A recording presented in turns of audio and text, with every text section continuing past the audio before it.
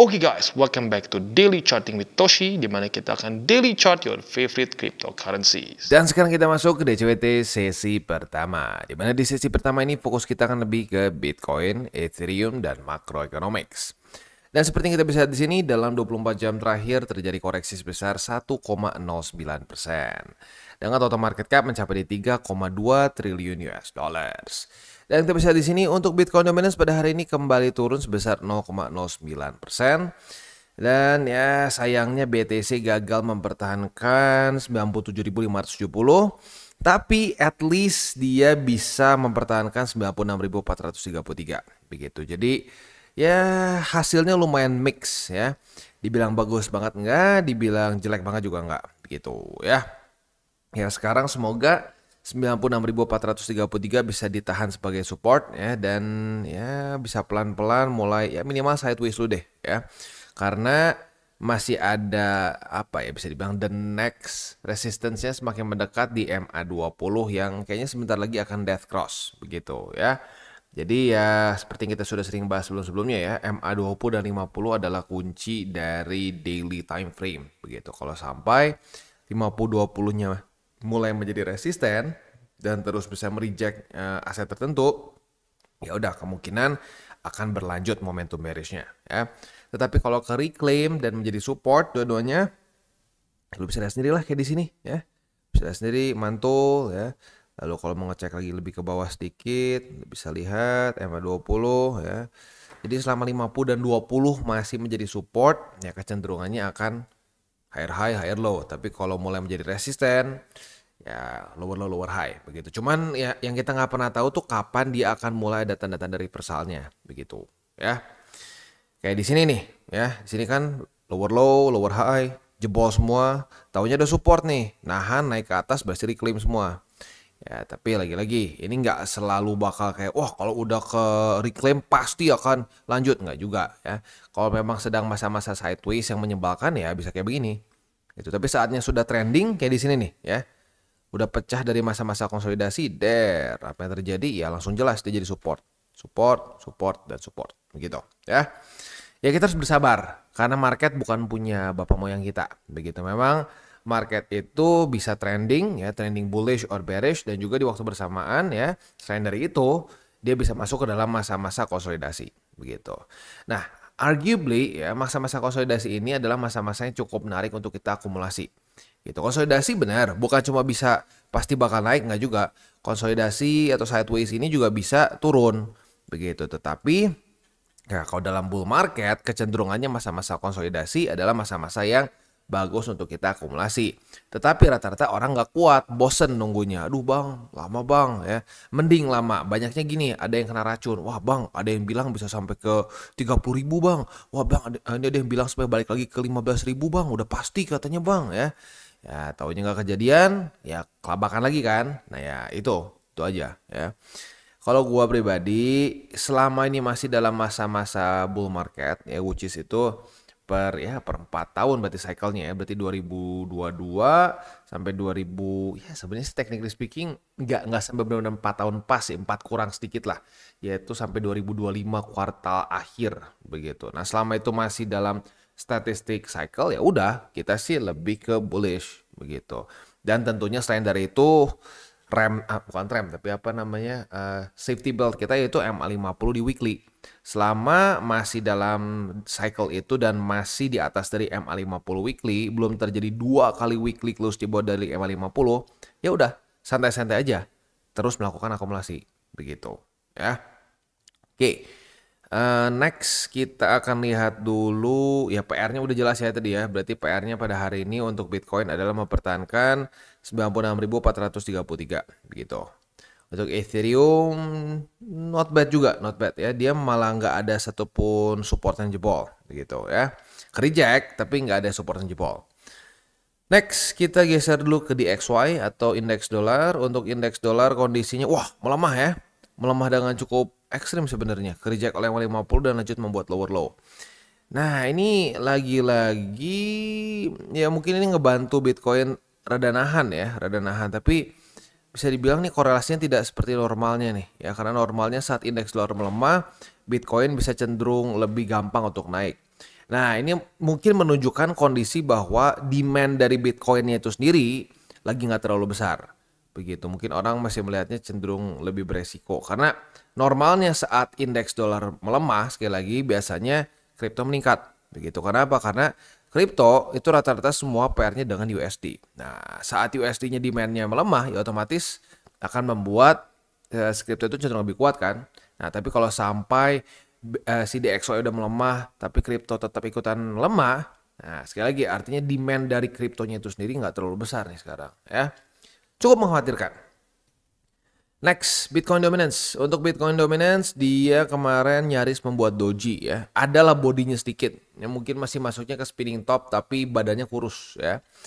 Nah, jadi ini mulai ada kebingungan nih, karena sudah dekat sama MA20. Udah berapa hari cenderung koreksi, sekarang udah ketemu MA20 sedikit bingung. Ini mau lanjut nggak nih? Gitu ya. Oke, ya tinggal kita lihat aja apakah dia akan mantul di MA20 atau enggak. Nah, kalau sampai mantul, ya semoga ya kalau mantul dan membuat higher high ya semoga itu dengan kondisi Bitcoin rally. Karena kalau Bitcoinnya koreksi, ini BTCD-nya meningkat, wah di situ yang pegang alt semakin menderita, begitu ya. Ya semoga sih lagi-lagi ini kalau sampai meningkat dalam kondisi Bitcoin yang ikutan juga meningkat, bukan koreksi sekali lagi ya. Oke. Itu kurang lebih untuk ini ya, untuk makro secara chartnya.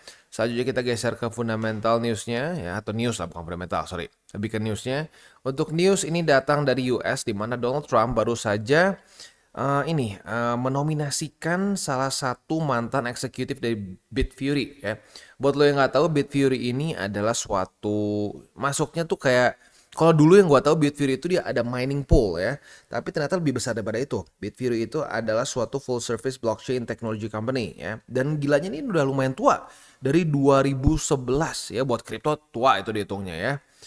Nah, ini 2011 ya. Jadi ya lagi-lagi lah, ini salah satu pemain lama di crypto industry ya. Nah, ini nggak main-main loh ya, dia dinominasikan menjadi ini apa namanya US Banking Regulator ya, lead US Banking Regulator begitu ya. Jadi ya ini semoga ya setelah dia ini diangkat ya, namanya si Jonathan Gold ya, setelah dia diangkat menjadi the head of office of the controller of the currency, waduh panjang banget ngomongnya, atau OCC yaitu regulator dari para perbankan di US. Nah semoga akan jadi lebih pro kripto, karena seperti yang kita tahu di zaman Joe Biden itu bank dipersulit untuk memberikan liquidity terhadap terhadap exchangers begitu ya. Jadi exchangers tuh kayak nggak dikasih dana begitu, atau kasarnya tuh kayak nggak dikasih dalam tanda kutip kayak pinjaman dan lain-lain lah begitu. Jadi less liquid begitu. Nah, semoga dengan si Jonathan Gold ini naik jadi tidak dipersulit ya. Gini, kita jangan berharapnya aneh-aneh deh ya, karena kalau gua perhatiin belakangan ini suka banyak yang ngomong gini, wah Trump gimana nih? Katanya pro kripto, tapi kriptonya ngedrop. Gini, ya. Lu pernah kebayang gak sih? Ini kripto bisa sampai kemarin ke 100.000 tuh gara-gara kenapa? Ya gara-gara si Trump kepilih. Begitu. Dan saat dia di dalamnya pun dia melakukan janji kampanye dia juga. Ya, dia berusaha untuk terus ngedorong supaya terjadi QE. Dia terus juga ngedorong orang-orang yang pro kripto ke dalam pemerintahan dia. Nah, tapi sekali lagi, ini menunjukkan bahkan sekelas Donald Trump aja, dia nggak bisa ngatur seluruh cryptocurrency market. Kalau faktanya memang cryptocurrency market sekarang sedang tidak terlalu bergebu-gebu, sedang sedikit lesu, ya sudah. Walaupun si Trump memberikan kebijakan-kebijakan yang cenderung pro kripto, ya mungkin ya belum terlalu dapat begitu si hype-nya. Begitu. Nah, jadi ya gini, kita tuh jangan kebiasaan ya. Katanya pro kripto, mana nih malah Trump ngerusak begini-begini. Sebenarnya enggak loh, Trump tuh nggak ngerusak. Tarif itu udah dibahas dari kapan? Itu adalah kebijakan dia untuk US yang menurut dia tuh dirugikan. Jadi kita nggak bisa berharap Trump ini cuma menjadi kasarnya mesin pom-pom kita. Nggak bisa ya. Tugas dia utamanya jadi presiden US. Begitu. Dan menurut dia, salah satu kebijakan yang tepat adalah ya Amerika harus mengadopsi kripto. Dan dia sedang melakukan itu. Gitu. Jadi gini deh, kita jangan minta yang aneh-aneh dari si Trump ya. Kita berharap gini aja, fair. Jangan kayak Biden, jangan kayak zaman-zaman Biden di mana semua pemerintahan dia itu anti kripto. Begitu. Karena saat anti kripto itu ya akan lebih sulit. Begitu, akan lebih sulit untuk ada perkembangan, dan mungkin arguably ya yang sekarang kita masih rasakan Ya, kesulitan di kripto itu karena masih zaman dari si Biden yang ke bawah sampai sekarang. Begitu ya. So, ya udah santai aja ya.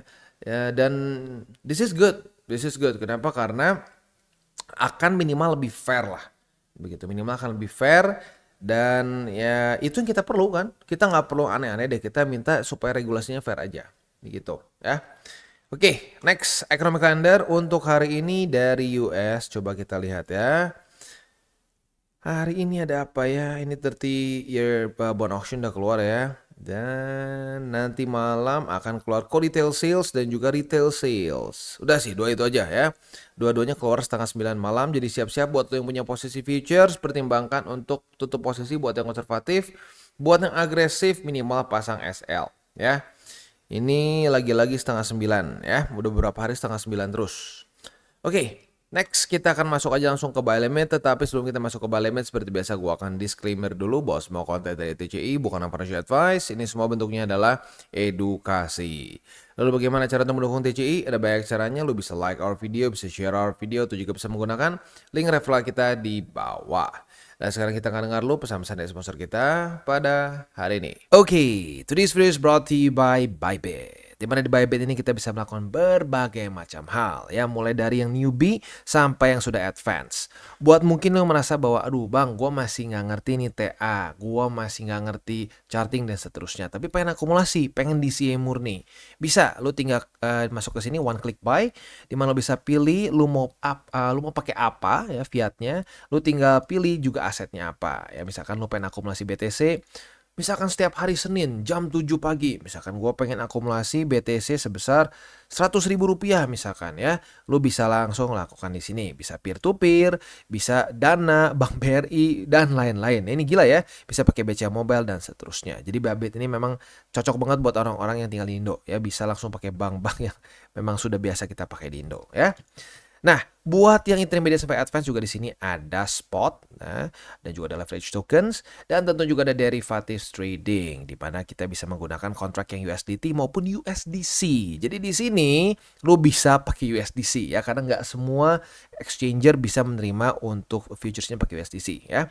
Dan tentu juga lo bisa earning bunga juga dari kripto lo dan lain-lain.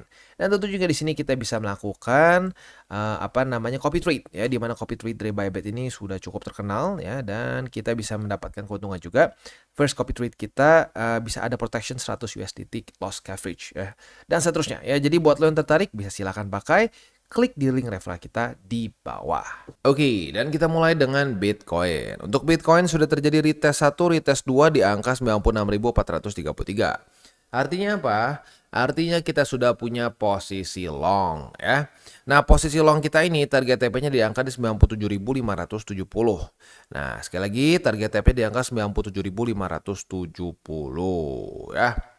Itu kurang lebih setup untuk posisi long di Bitcoin.